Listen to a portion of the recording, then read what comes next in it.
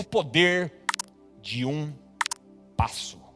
O poder de um passo. Lucas capítulo 17, verso 11 em diante, diz assim a Nova Versão Transformadora: dirigindo-se a Jerusalém, Jesus chegou à fronteira entre a Galileia e Samaria. Ao entrar num povoado dali, 10 leprosos, mantendo certa distância, clamaram: Jesus, mestre, tenha misericórdia de nós. Agora versículo 14. E olhou para eles e disse: vão e apresentem-se aos sacerdotes. Eu quero que você, se você quiser grifar essa parte, sublinhar aí, enfim. Mas eu peço que isso esteja destacado no seu coração, essa próxima frase. O texto diz: e enquanto eles iam. Você pode repetir isso comigo? Diga: enquanto eles iam. E enquanto eles iam, foram curados da lepra. Enquanto eles iam. Há uma outra versão, a King James atualizada, que traz a seguinte tradução: enquanto eles caminhavam, foram curados. Até aqui. Há alguns anos alguém me mostrou um livro chamado Meu Everest.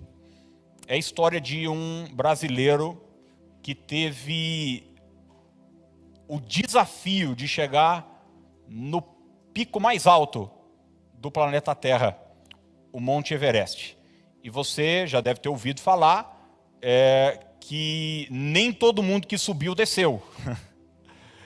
E nem todo mundo que chegou lá conseguiu chegar de volta. Teve muita gente que até chegou no pico do Everest, mas na volta teve problemas.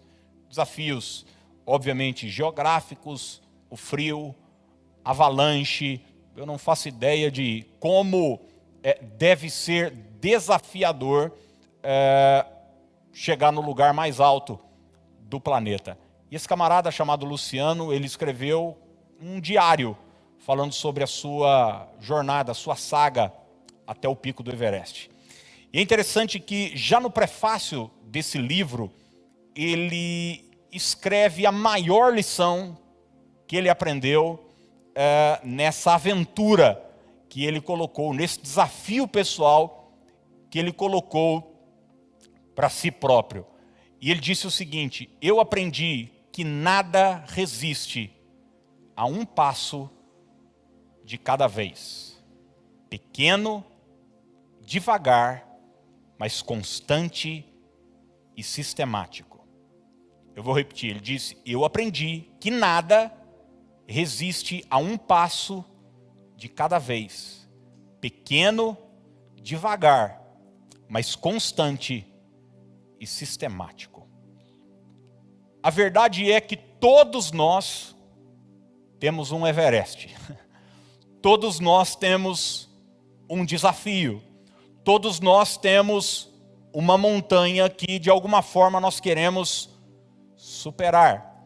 Seja uma questão familiar, seja uma empresa que a gente quer que dê certo, seja a nossa vida profissional, seja uma questão econômica, algo acerca da nossa saúde física, espiritual ou emocional. Eu quero que você hoje pense nisso como o seu Everest. Esse camarada falou: olha, eu aprendi que ainda que a distância seja grande, nenhuma distância resiste a um passo de cada vez. Mesmo que esse passo seja pequeno, mas ele precisa ser constante e ele precisa ser sistemático. Esse texto que a gente acabou de ler é um texto conhecido, aquele texto que a gente usa muito para falar sobre gratidão ou falta de gratidão, que 10 leprosos vão até Jesus, eles ficam a uma certa distância, porque um leproso não podia se aproximar de uma outra pessoa, e eles pedem para Jesus a cura. o milagre da cura. E a Bíblia diz então que Jesus, ao contrário de outras vezes que ele tocou no leproso e automaticamente o leproso foi curado, dessa vez ele diz para os 10 leprosos o seguinte: vão até o sacerdote e se apresentem. E o texto bíblico diz que enquanto eles iam, enquanto eles caminhavam, no caminho, indo eles, foram curados. Você vai ver por muitas vezes milagres bíblicos acontecerem automaticamente, instantaneamente. Uma ordem de Jesus e a pessoa é purificada. Uma ordem de Jesus e a pessoa liberta. Uma ordem de Jesus e o milagre acontece. Mas é interessante olharmos para esse texto que não acontece de uma forma repentina, mas acontece de uma forma processual. Enquanto se caminha, enquanto se anda, enquanto se dá um passo de cada vez. E tendo isso em mente, eu quero deixar hoje 3 direções de Deus para a sua vida, pensando nisso, pensando nesses desafios que nós temos na vida, o que é que a gente pode aprender e aplicar hoje à noite. E a primeira coisa que eu quero deixar para nós é a seguinte: dê um passo na direção dos teus sonhos. Vamos repetir juntos? Diga: dê um passo na direção dos teus sonhos. Bom, se existe uma coisa que nos difere dos animais, e obviamente além da questão anatômica, biológica, se existe algo que nos diferencia de um cachorro, uma vaca, um esquilo, um bicho preguiça, é a nossa capacidade de sonhar. É a nossa capacidade de idealizar. É óbvio que eu não estou falando de sonhos que a gente tem enquanto dormimos, eu estou falando daqueles sonhos que nós temos enquanto estamos acordados. Um cachorro não olha para a casinha dele, para a caminha dele e diz: poxa vida, eu podia ter um travesseiro melhor. Você faz isso. Um cachorro não come a ração e diz o seguinte: nossa, eu poderia ter uma ração melhor. Mas a gente come uma comida e diz: eu queria comer algo melhor. O homem tem disso. O ser humano tem disso. Essa capacidade de sonhar. Existem inúmeras definições de sonho, mas existe uma que eu li há muitos anos e guardei, simples, direta e objetivo. Sonho é uma imagem de um futuro desejado. Sonho é uma imagem de um futuro desejado. Eu estou solteiro e quero me casar. Eu me vejo casado. Eu estou casado e quero ter filhos. Eu estou desempregado e quero trabalhar. Eu estou vivendo uma situação crítica financeiramente, de privações, e eu quero ter uma vida próspera. Eu estou na igreja, mas a minha família não está aqui. Eu sonho com a salvação de toda a minha casa. Mas é interessante que quando a gente é criança, a gente acredita que sonhos acontecem de forma automática. Por isso que a gente ouve história da fada, a gente ouve história do gênio da lâmpada, e a gente muitas vezes cresce com essa ideia infantil de que eu tenho um sonho, eu tenho um desejo, eu tenho uma imagem de um futuro que eu quero, e isso de alguma forma vai acontecer repentinamente na minha vida. Você deve conhecer gente que joga na Mega Sena para ficar rico. Não vou nem perguntar aqui.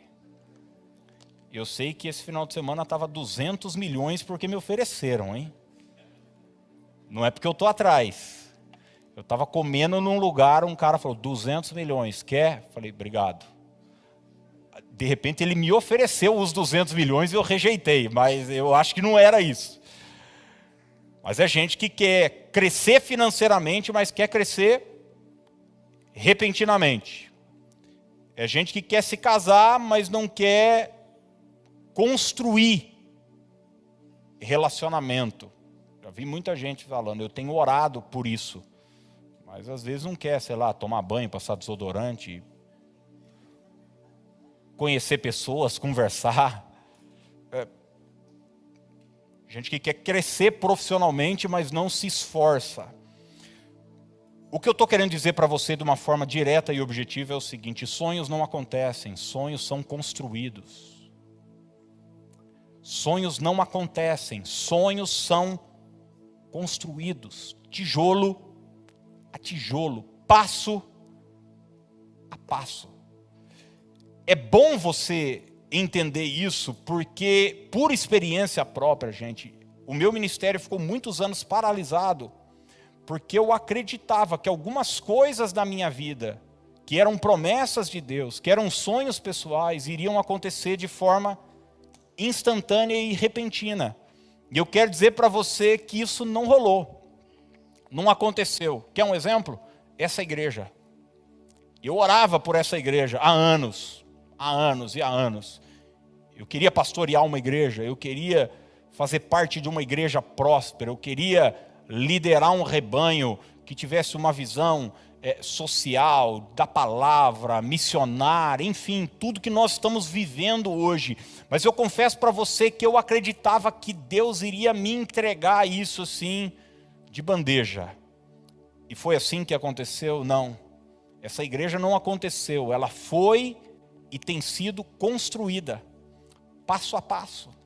Começou numa casa, numa reunião com 7, 8 pessoas, depois uma sala de um hotel com 15, 20 pessoas, depois num salãozinho com 40, 50 pessoas, e depois nós nos mudamos para cá, e depois reformamos, e faz um culto, e faz outro, e passo a passo, esse ministério tem sido construído. Resultado de um sonho, não aconteceu, tem sido construído com oração, com colaboração, com atitude, com investimento, com visão, com participação de tantas pessoas.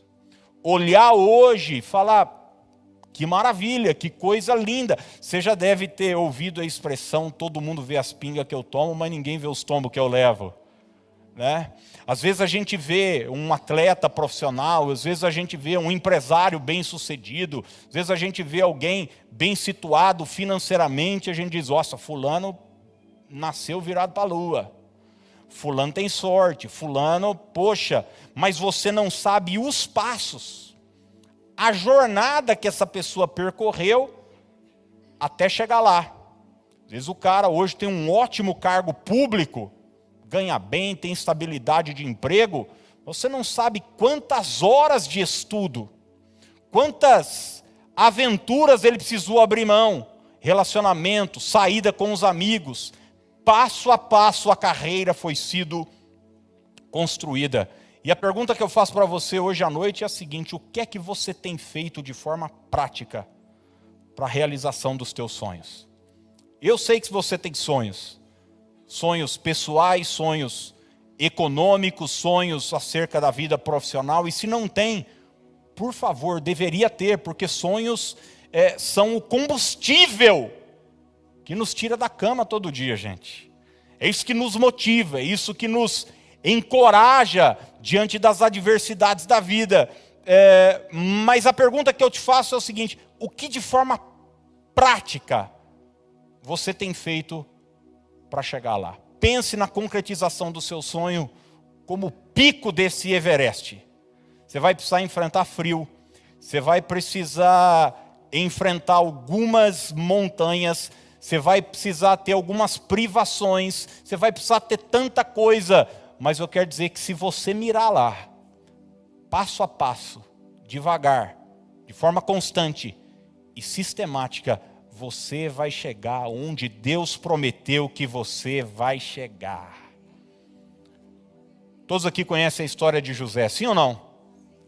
Lá vem o sonhador. Ele era conhecido como sonhador. E a pergunta que eu faço para você é o seguinte: o sonho de José aconteceu automaticamente como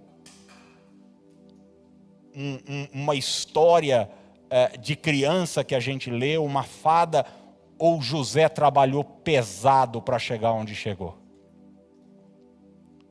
Trabalhou pesado. E às vezes o sonhador tem um problema. Ele crê em algo grande E daí as oportunidades pequenas surgem, como apareceu para José.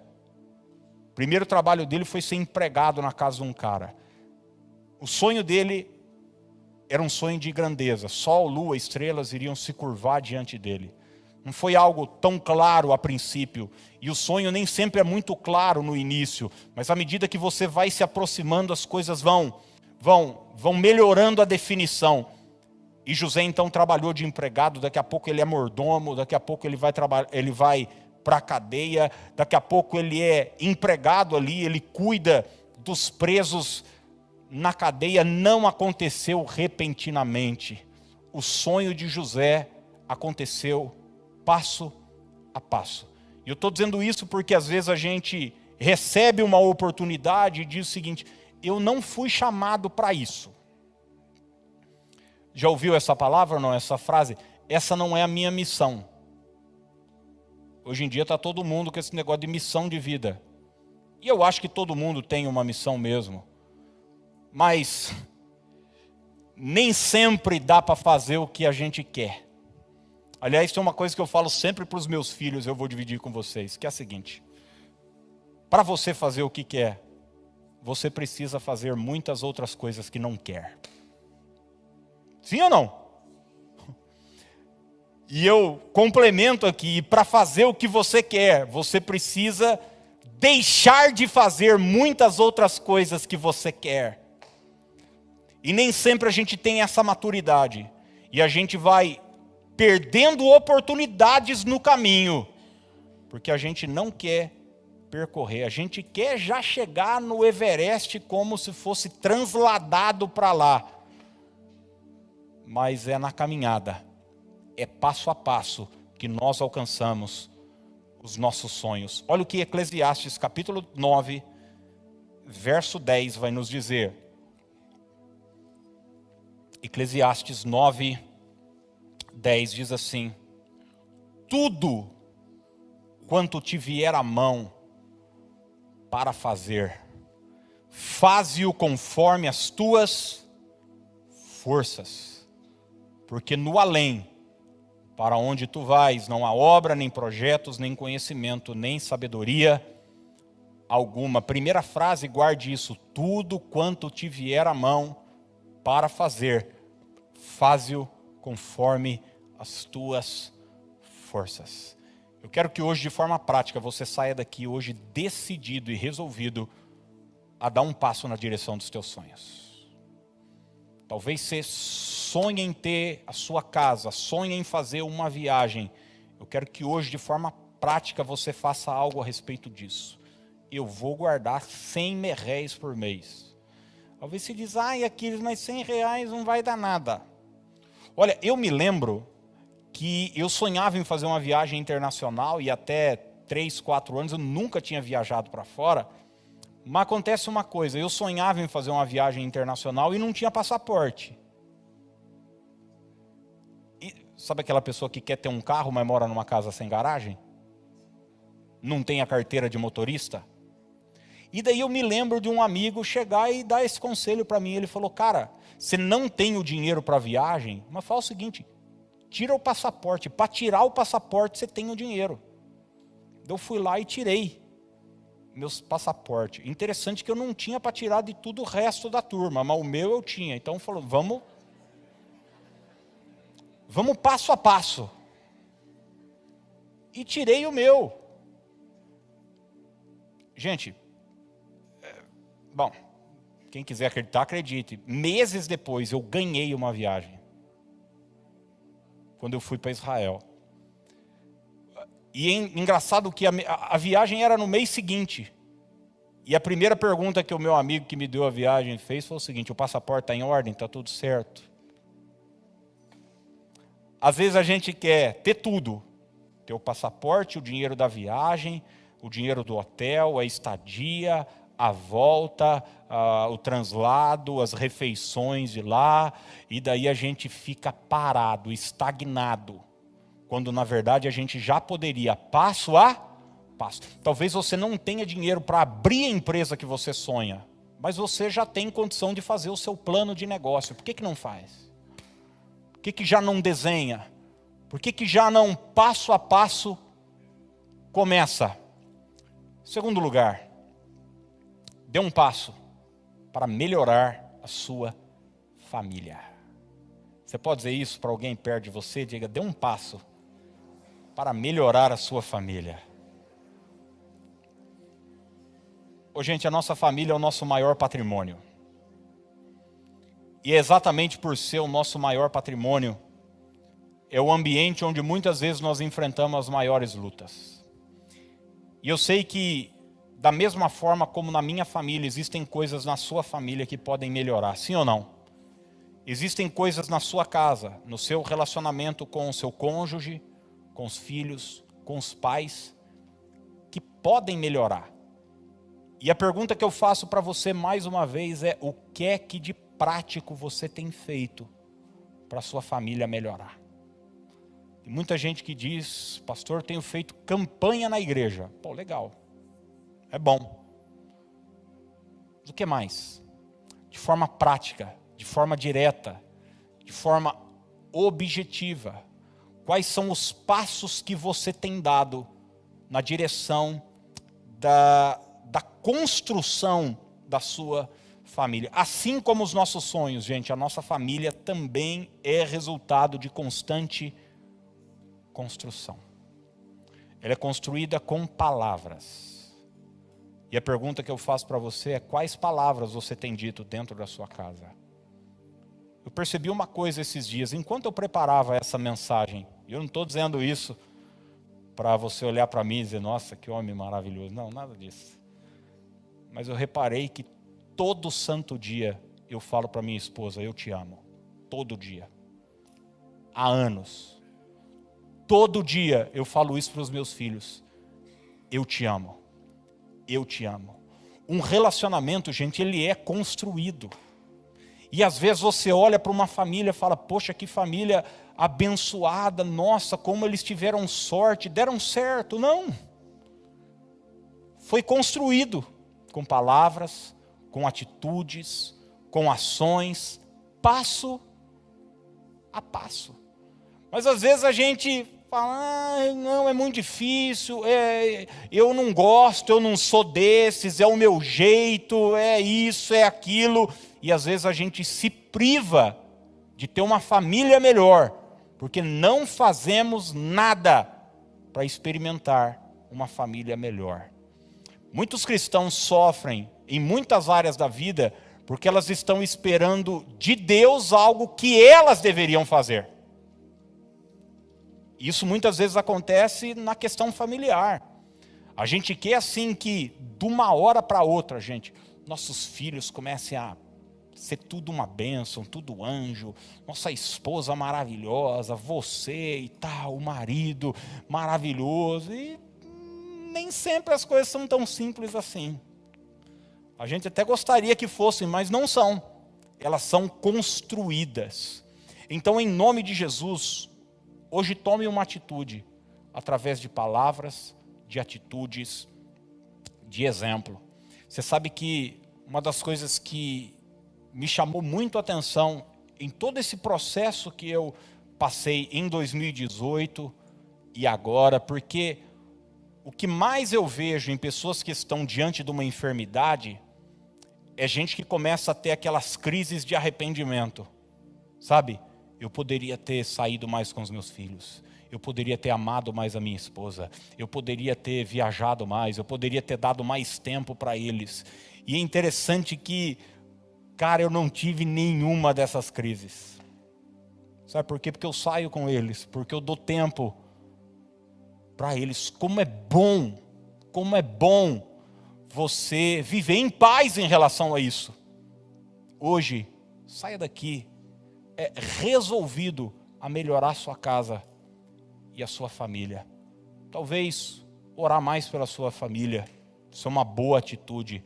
Talvez falar menos, talvez responder menos, talvez tirar uma horinha do trabalho e voltar para casa e sair uma vez por semana. Enfim, eu não sei o que você pode fazer. Cada casa é uma realidade, cada família é uma realidade. Tem sua cultura, seus valores, mas hoje dê um passo para melhorar a sua família. E em último lugar, e certamente, na minha opinião, o mais importante de todos eles, dê um passo para o seu crescimento espiritual. Dê um passo para o seu crescimento espiritual. Tem alguma coisa na sua vida espiritual que pode melhorar ou não? Ou está todo mundo aqui a ponto de ser arrebatado como Enoque? Já está pronto, já pode tirar. Não, eu acredito que todos nós podemos crescer espiritualmente. Será que existe algo que você deva fazer e não faz para o seu crescimento espiritual? Será que existe algo que você deve deixar de fazer e faz, e isso tem prejudicado o seu crescimento espiritual? E, gente, o nosso crescimento espiritual deve ser o maior dos nossos desafios, maior das nossas preocupações. Sabe por quê? Porque o dinheiro que a gente ganha, a carreira que a gente constrói, sua estética, gente, tudo um dia vai ficar. Mas a sua vida espiritual é eterna. O seu homem espiritual é eterno.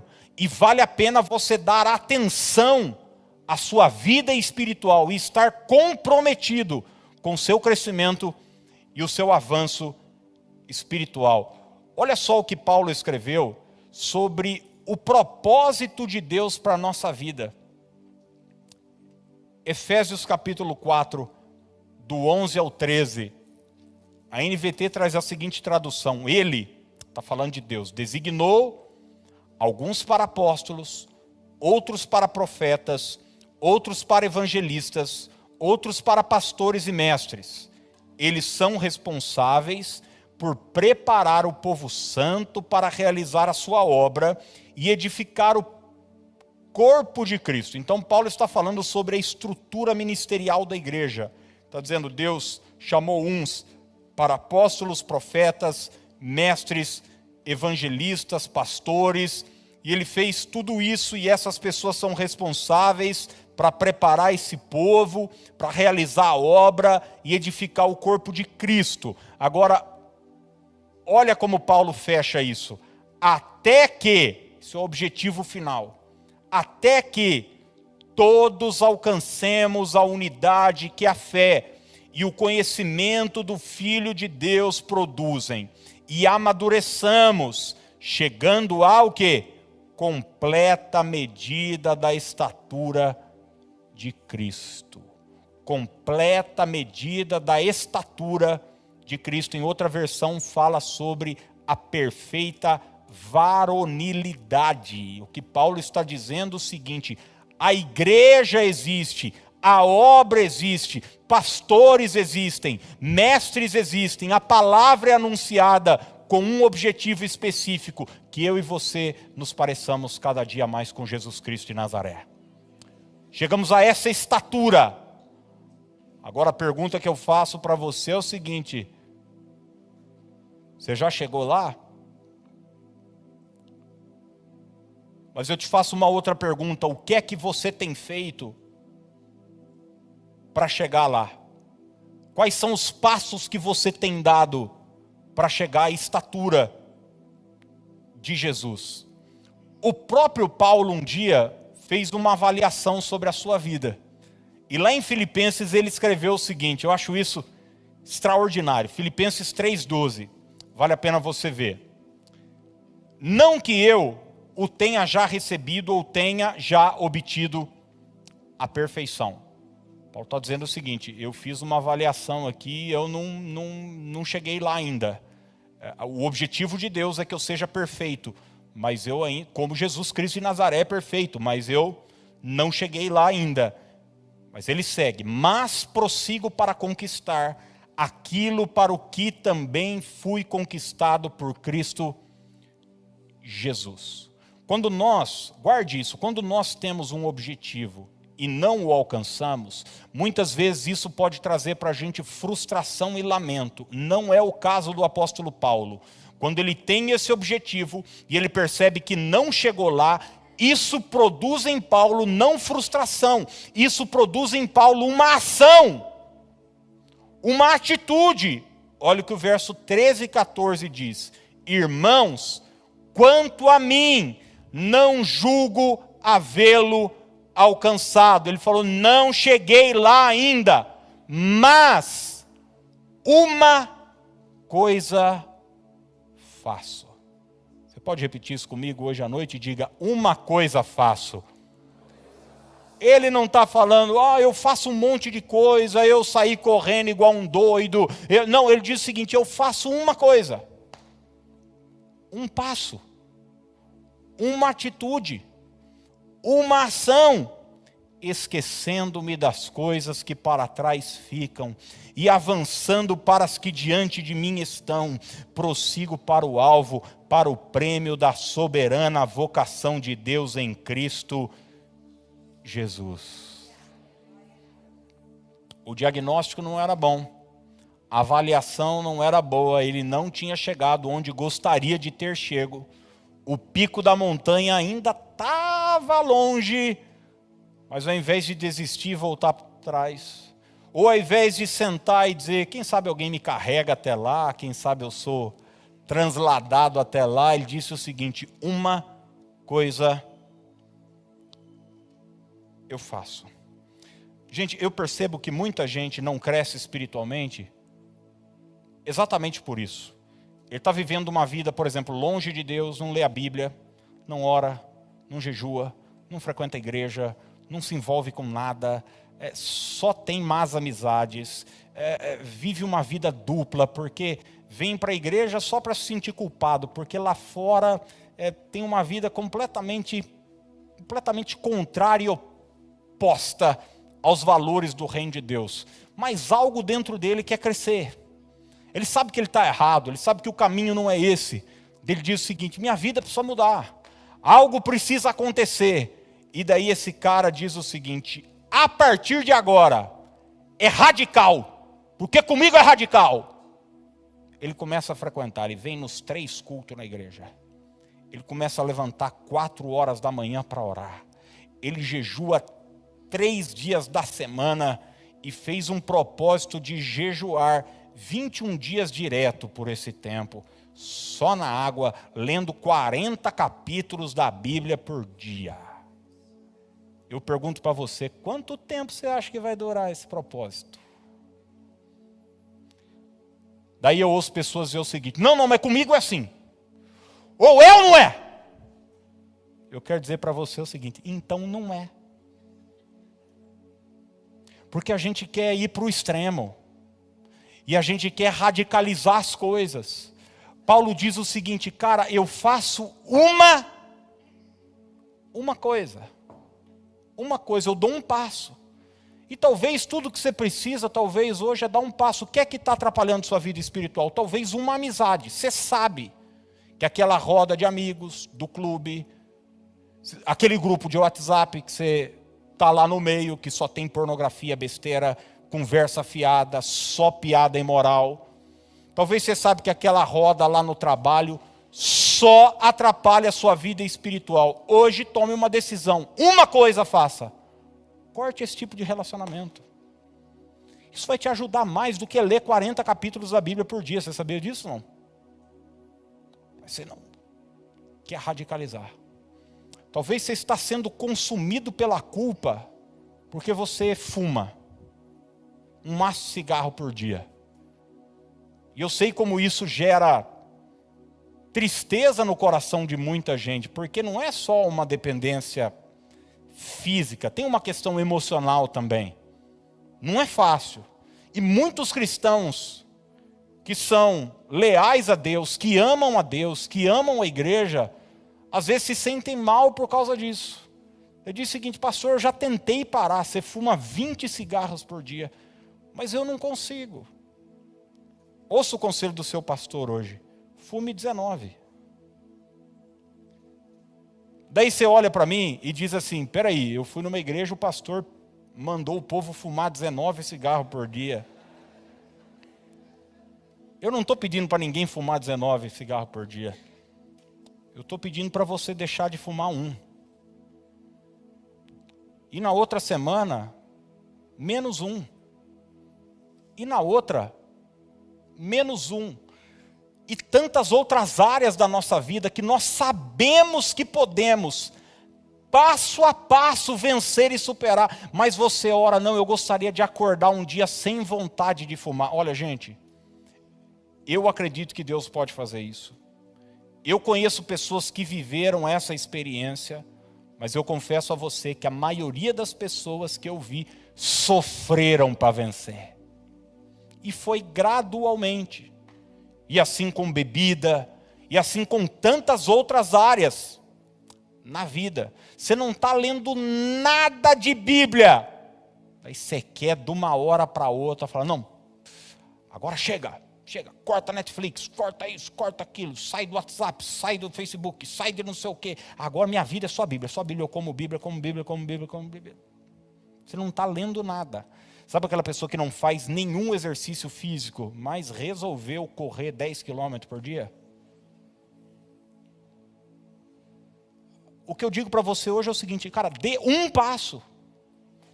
Saia daqui hoje resolvido, eu vou ler um capítulo da Bíblia por dia. Eu vou orar 5 minutos. Mas eu vou fazer uma coisa que vai melhorar. Qual é a área que Satanás tem te acusado, isso tem gerado tristeza no seu coração? Faça algo a respeito disso. Vença esse vício, corte essa relação e você vai ver que passo a passo você vai chegar no pico dessa montanha. E lá você vai como Samuel, poder olhar e dizer, até aqui o Senhor me ajudou. Sabe, às vezes na nossa vida, eu encerro aqui, toda a força que a gente tem, gente, toda a força que a gente tem, é só para dar mais um passo.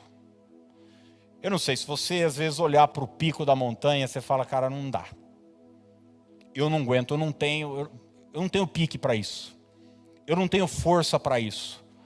Mas eu tenho certeza que a cada dia, você tem força para dar um passo. Nem que seja pequeno, nem que seja devagar, nem que seja chorando, nem que seja com uma certa dor. Mas uma coisa, em nome de Jesus, você precisa sair daqui resolvido a se colocar em movimento. Eu não ficarei parado.